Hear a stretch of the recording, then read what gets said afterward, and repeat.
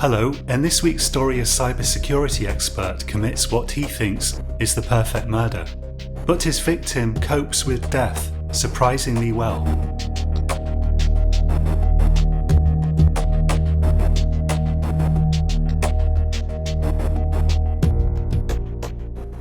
"You're never going to let this go, are you?" said Dalton. "I know there's something you're not telling me," Redfield replied.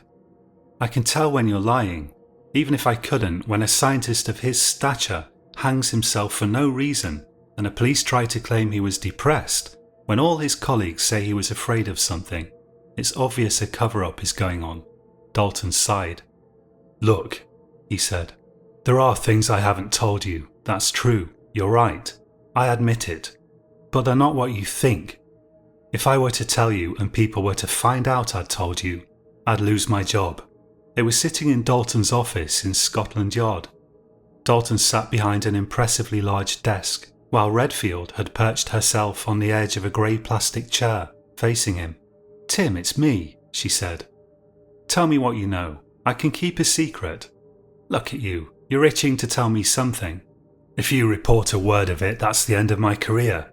Then I won't report a word of it." "All right. You'll tell me." "Only to satisfy your morbid curiosity.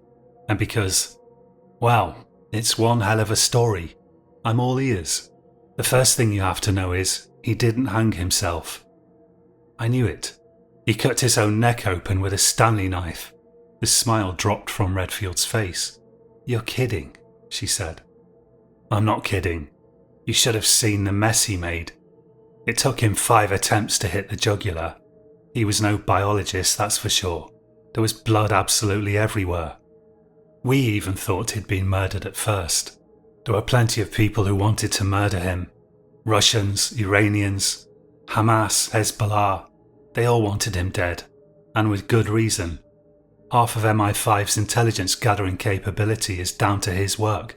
For about a month we drove ourselves crazy looking for assassins that didn't exist. Then we got an email from him that raised as many questions as it answered." "An email from Dryden-Holmes," said Redfield incredulously. "So he wasn't dead?" "Oh, he was dead all right. The email was sent automatically from some server somewhere. He wrote it shortly before killing himself and scheduled it to go out a month later. Why, I still have no idea, but I'm pretty sure the old fox just wanted to screw with our heads. He wasn't too fond of police. Shame really. If he'd come to us, he might still be alive." "What did it say?" Redfield asked. Dalton opened a drawer in his desk and took out a sheaf of papers. "Go ahead, read it," he said. "And then forget you've ever seen it. Remember, my neck's on the chopping block if you leak a word of it." She began to read. "February the 13th, 2018. This is the last thing I shall ever write. I am plagued by a demon that I now believe to be of supernatural origin. All my life I have avoided any superstitious impulse, but the ability of Goetz to defy death and to evade all forms of detection cannot be explained by science.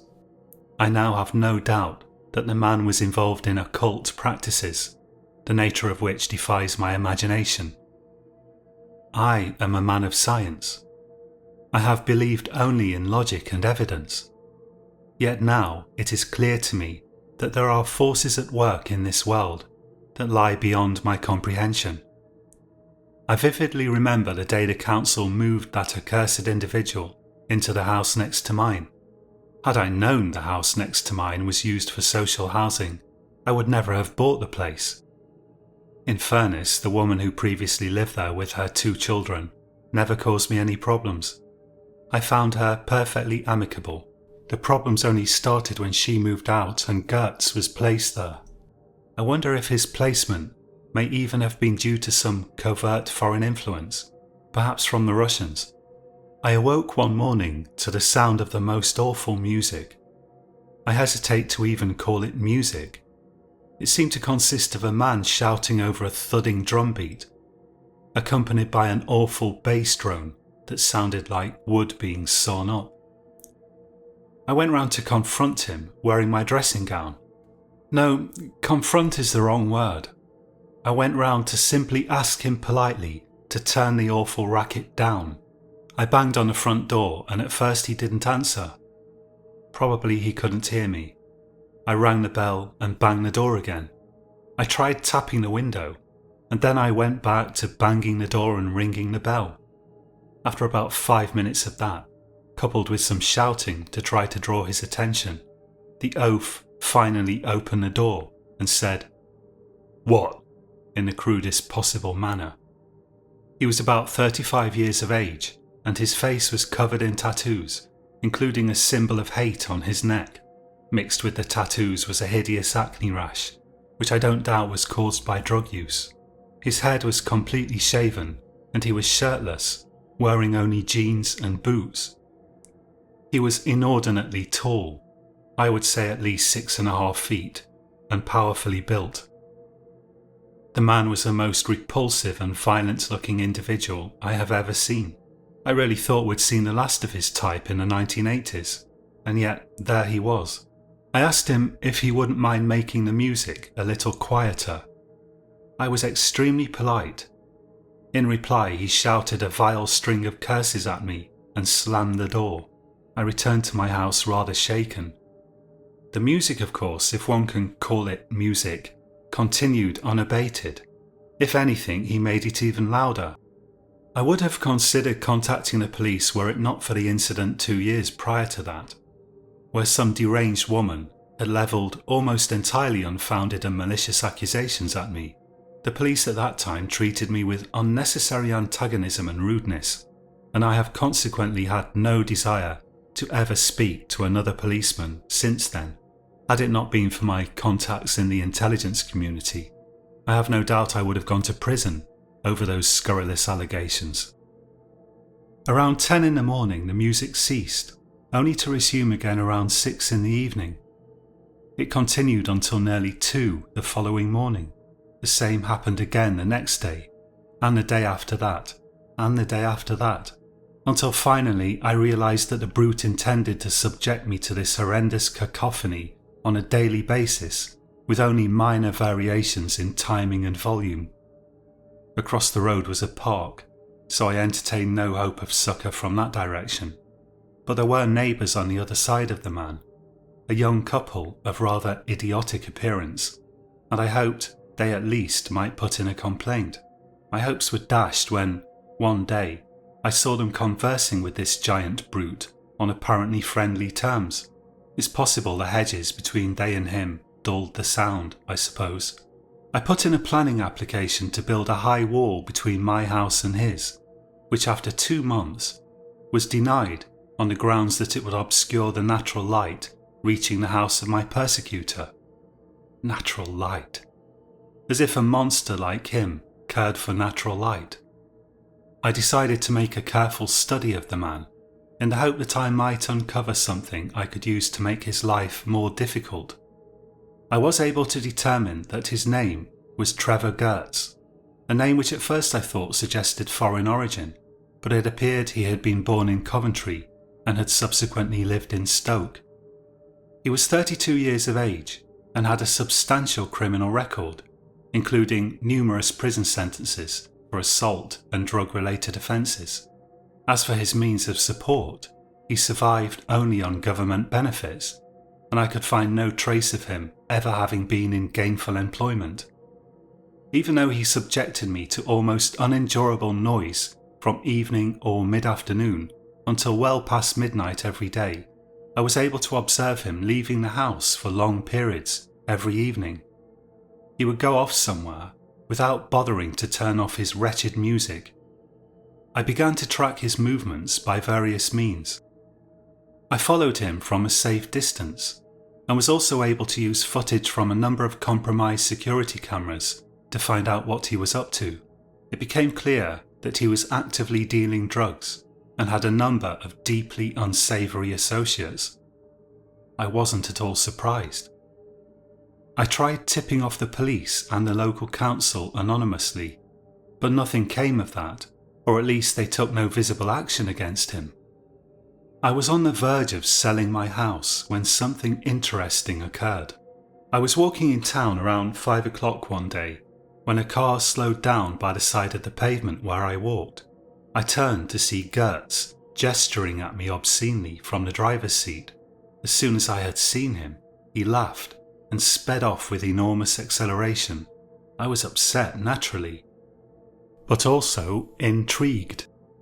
The man apparently owned a top-of-the-range electric car.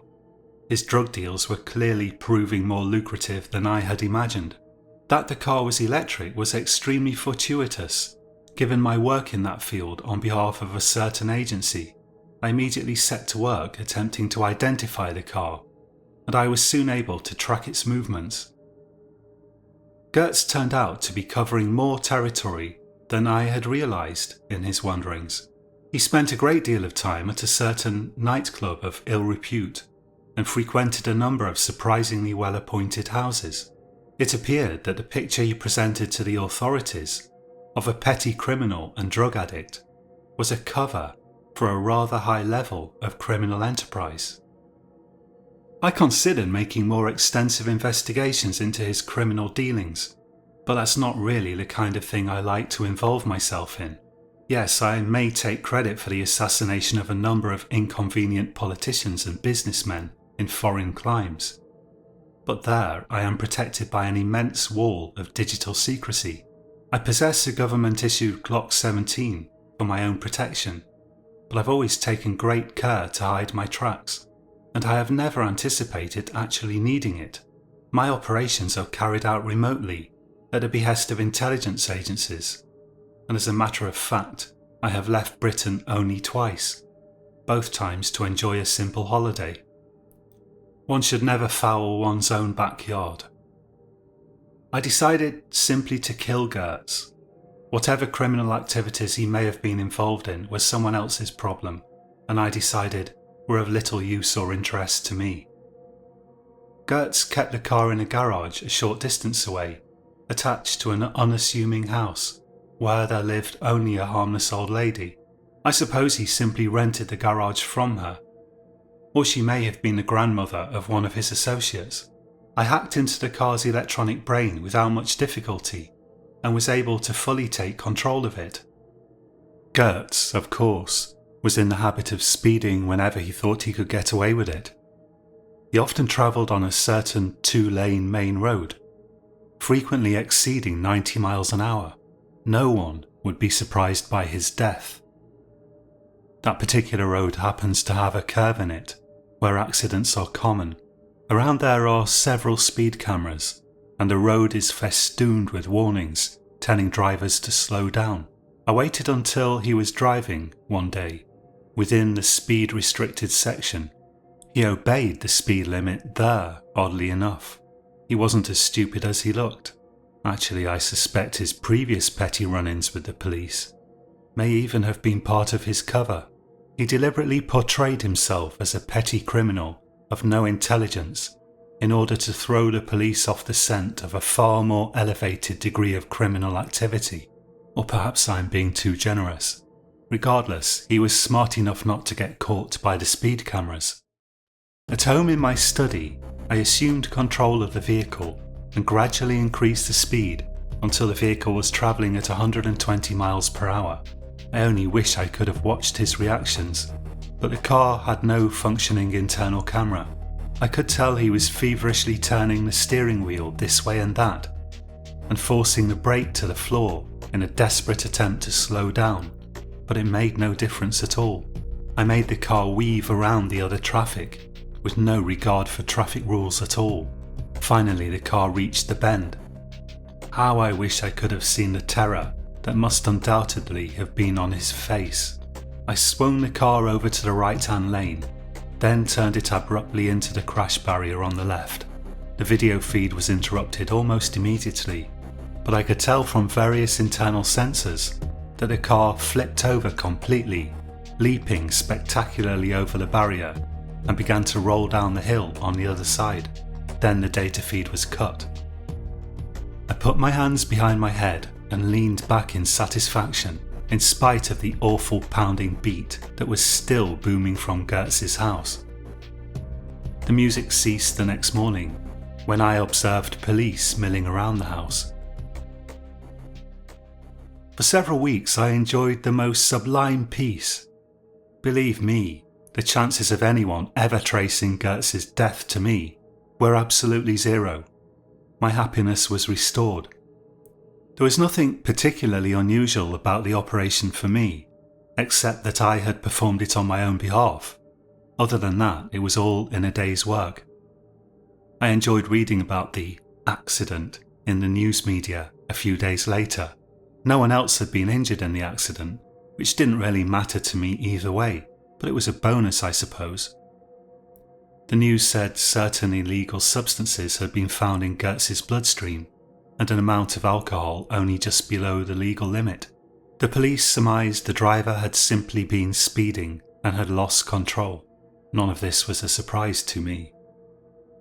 Only a little over 3 weeks later, I received a terrible shock. I was emerging from the little pharmacy on the high street in town when I observed someone seemingly standing watching me from further down the road.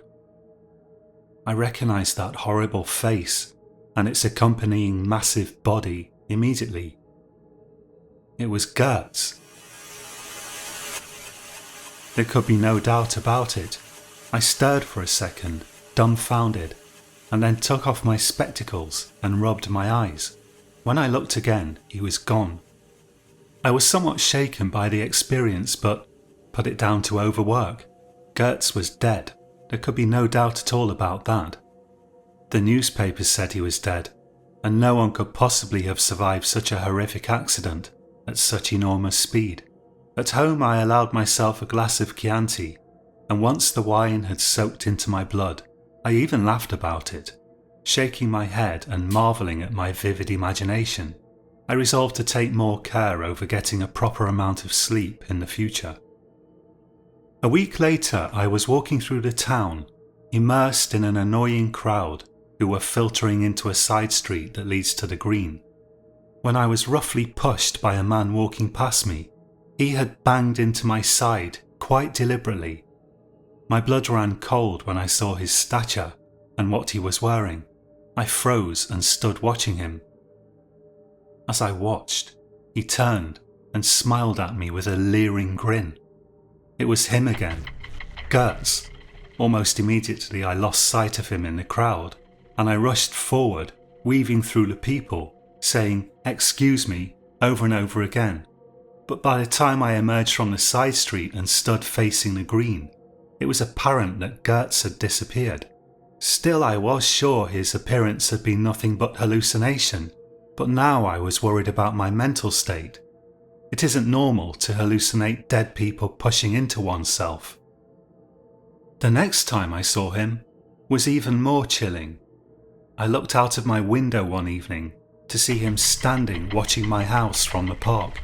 I rushed out of the house to confront him, but by the time I got outside, he had gone.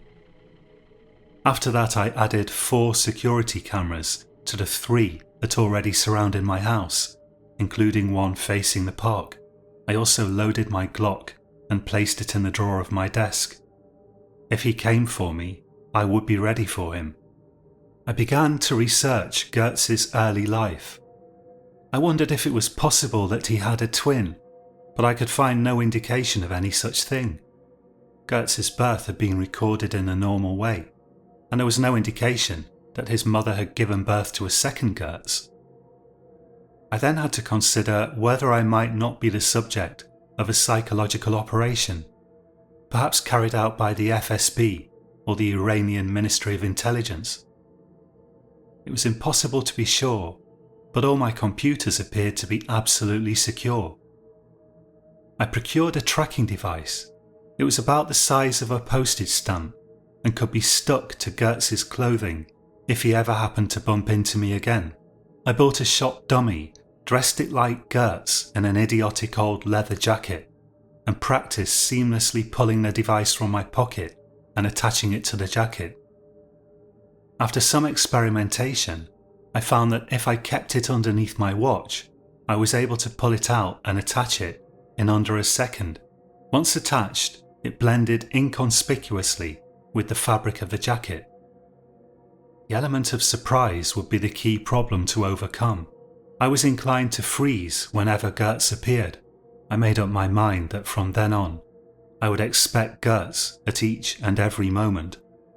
If he came anywhere near me, my immediate reaction would be to pull out that tracker and stick it on him the moment he looked away. That isn't the sort of thing I normally go in for, needless to say. My area is cybersecurity and systems penetration, not this cloak and dagger stuff. But my contacts prove useful in procuring a tracker that would suit my needs. I saw him several times in the weeks after that, but always somewhere in the distance, far enough away that I was unable to follow him, much less attach the tracker. He was always leering and laughing at me in a most sinister fashion, or making obscene and insulting gestures. Was it possible that he hadn't been in the car when it had crashed, but the police reports said that he had? That led to me wondering whether he had accomplices in the police who were able to help him fake his death. It even occurred to me that perhaps I had been expertly played. Sinister unknown entities, aware of my skill in cyber assassination, had deliberately provoked me to murder and had fooled me into thinking Gertz was in that car when he wasn't. But who would go to such enormous lengths, and why? And why was Gertz now tormenting me? What did he have to gain by it? There had to be an explanation, but I couldn't figure out what it was. It was to take me quite a while to hit upon the truth. Clearly Gertz was not dead, and he had not been driving the car that I had crashed. When the accident had occurred, Gertz had somehow realised that I was to blame for it. He had seized the opportunity to fake his own death, which was probably very convenient for him. The police coroner had been paid off, and Gertz's persecution of me was no doubt motivated by simple revenge, an urge he was unable to resist. That's what I thought at that point, and only later did I realise the explanation was laughably incorrect. My next encounter with Gertz proved to be extremely dangerous and sinister. I was standing waiting for a bus in town when I was pushed violently from behind, out into the road, into the path of the oncoming vehicle. Only my quick wits saved me. I immediately jumped out of the path of the bus and into the middle of the road, skillfully using my forward momentum rather than trying to get back to the pavement as a lesser man might have done. As the bus pulled up beside me, obscuring my view of the attacker, I immediately knew what had to be done. I was prepared. I ran around the bus and saw Gertz striding away, no doubt seeking to hide himself as quickly as possible. The other people at the bus stop weren't doing anything useful. They were only standing around with idiotic expressions on their stupid faces, gawping in horror. Oddly, none of them were even looking at Gertz's retreating back. Their attention was entirely focused on me. I ran after Gertz, pulling the tracker from behind my watch. When I caught up with him, he was immersed in a thick crowd of shoppers. I managed to get close enough to stick the tracker on his jacket. Then I thought to confront him, but Gertz was far stronger and bigger than me, so instead I stood there, watching him walk away. I had what I needed. With the tracker, I could find out where he was staying and devise a suitable method of dispatching him into oblivion. I hurried to a taxi rank, the morons at the bus stop still gawping at me and pointing. In my study, I activated the tracking software. Gertz was stationary, inside a house not far from mine. It made me shiver to think that he had been hiding so close by all along. The nerve of the man. I watched the computer screen all day and all night. Gertz didn't go anywhere until 6 o'clock the next morning. Then he travelled to a bakery in town, where he remained. The bakery had to be a front for some kind of criminal enterprise.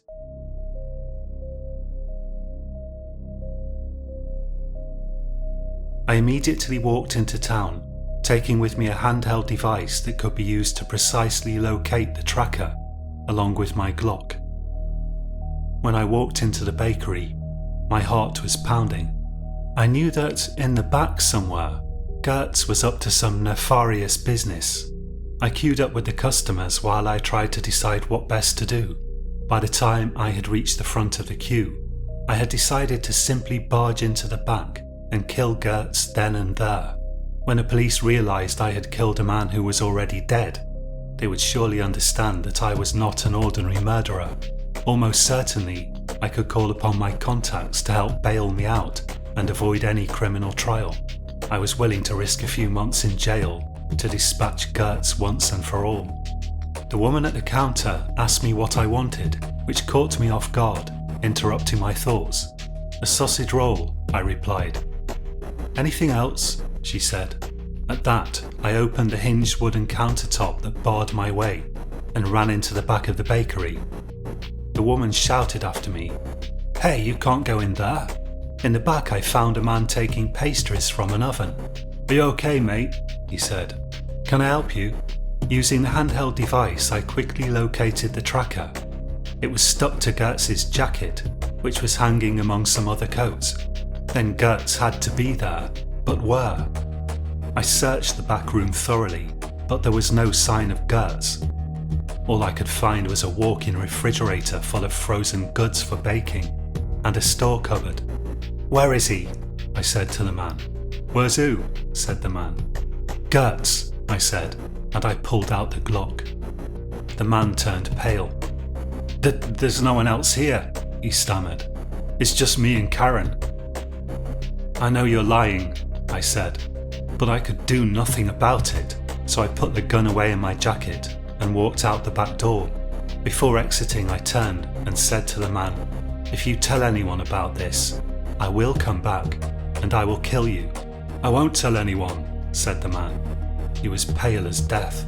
After passing through the back door, I found only a courtyard enclosed by a high brick wall. Embarrassingly, I had to go back into the bakery so I could exit via the front. I wondered if the woman at the counter was in on the criminal side of the enterprise, or only the man. Gertz must have left before I had arrived, I decided, leaving behind his jacket.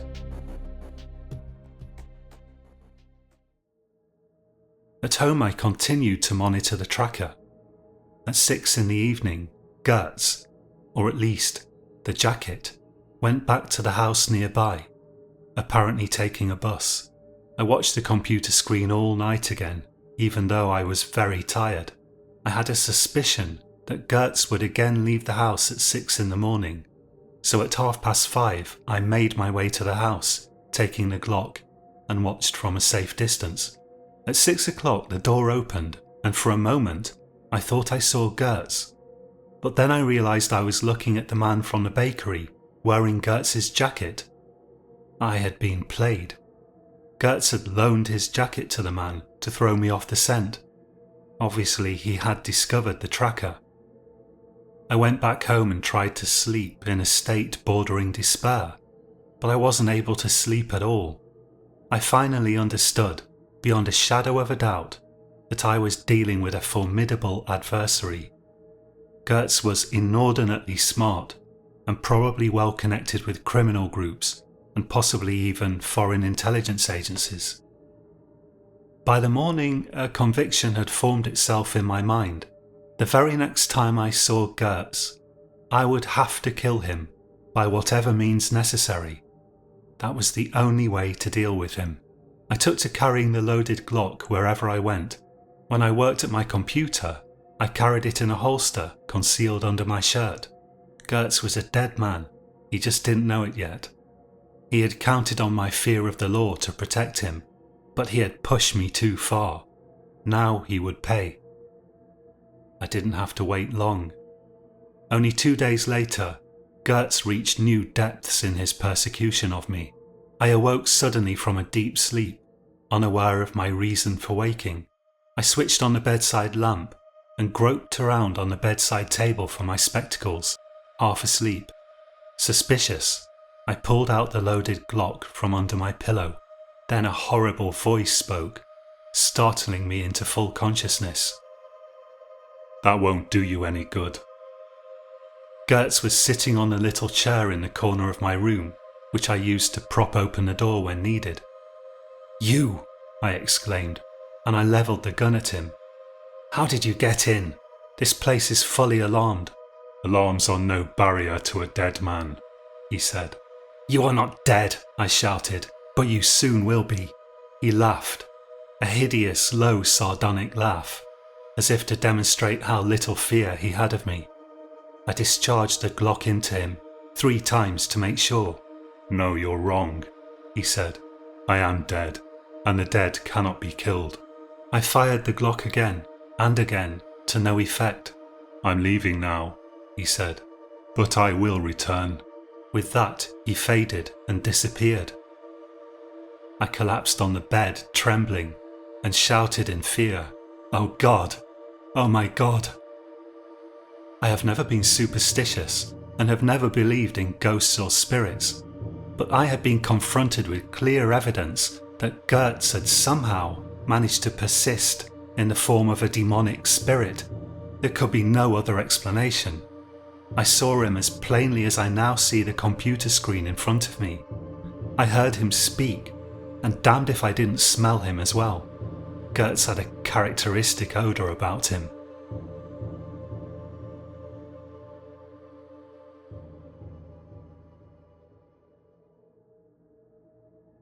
How happy I was that day to see the sun rise over the horizon, but I knew daylight was no barrier to this fiend. I had seen him many times during the day since his death, and twice he had physically pushed me. I began to earnestly research the spirit world. Most of the books I found on the topic were full of silly superstition, and the internet worse than useless, but I managed to locate a handful of old books that I thought might possibly be helpful. I began to carry out certain arcane occult practices that I hoped could deter Gertz from further visits, or perhaps even banish his form from the earthly realm altogether. Nothing helped. He began to appear to me regularly, at first sitting on the chair in the corner, but when I removed that, striding about my room. I felt that he meant to kill me, but he intended to take his time about it. Sometimes he would knock things off the shelves, smashing fragile objects on the floor, haranguing me about the assassinations I had carried out from behind my computer screen. He appeared to know everything about my past and present. Nothing was hidden from him. Finally, I decided I must confront him with the utmost directness. When I next awoke to find him looking over me with a sadistic sneer on his face, I demanded to know why he was persecuting me, jumping out of bed so as to put some distance between him and myself. I implored him to tell me the reason for his continual haunting of me. "For pity's sake, tell me what you want," I said, my voice almost breaking into a sob. "I'm sorry I killed you, but you drove me to it. It was your fault. Why are you torturing me?" He laughed wickedly, then walked steadily towards me. I backed away until I was pressed against the corner of the room. He approached until his face was inches from mine. Then he said, "I'm going to drive you insane, and then I'm going to kill you." And then he began to laugh uproariously, throwing his head back. I could faintly see straight through his head to the wall on the other side of the room. I sank to my knees. "Please," I cried, "please leave me alone." He only laughed and taunted me. I awoke the next morning to find myself still slumped in the corner of the room, apparently having passed out. This happened only a week ago, and since then he has followed me everywhere. For perhaps 5 hours every day he mocks and insults me. Even when I walk outside, his face hovers in front of me, detached from his body, or the apparition of it. I can stand no more. Redfield put the sheaf of papers down on Dalton's desk. "Bloody hell," she said. "Exactly," said Dalton. "He was insane," she said. "We thought so. But naturally we had to wonder why. It wasn't impossible that he was the victim of some species of psyop carried out by foreign agents. MI5 spent weeks looking into that. I know that for a fact. The odd thing was, his brain was completely normal at autopsy, and they went to some lengths with the examination. That doesn't prove anything, said Redfield. No, said Dalton. It was weird though. He was sane for more than 60 years. Then he lost the plot. That's not very common. If it wasn't for me, MI5 would still be doing their heads in over it, even now. You? Always check everything. Never take anyone's word for anything. That's the maxim I live by. I did some digging and guess what? What? Said Redfield, half laughing. There was a mix-up at the coroner's. They had another fellow in around the same time, also high priority, and somehow they managed to get themselves confused about who was who. No. Oh yes. He was pleased he had decided to tell her. Redfield was an appreciative audience. Take a look at this, he said, and he took a second sheaf of papers out of his desk and passed it to her. Autopsy report. Turned out he had a massive brain tumour, started in the frontal lobe on the left, and spread into the parietal and temporal lobes. If he hadn't killed himself, he would have been dead within a few months anyway. Poor man, said Redfield, shaking her head. Well, I wouldn't feel too sorry for him. He did murder an innocent man, after all, to say nothing of whatever else he was involved in. Better not to know. At least he murdered someone awful, said Redfield, with a hollow laugh. Unfortunately not. The man who moved in next to him was a harmless accountant. No tattoos, no interest in popular music. He bought the house outright with years of savings. Redfield's mouth fell open. You're kidding me. No. Dryden-Holmes was completely and utterly off his head. Dalton stood up and took his and Redfield's coats from a coat stand. Drink at the Fox and Duck before we head home? You bet, said Redfield, putting her arms around him. And then, I think, a night of passion. You promised you'd fix the boiler, said Redfield. Oh, said Dalton. Yeah, that's what I meant, a night of passionately fixing the boiler.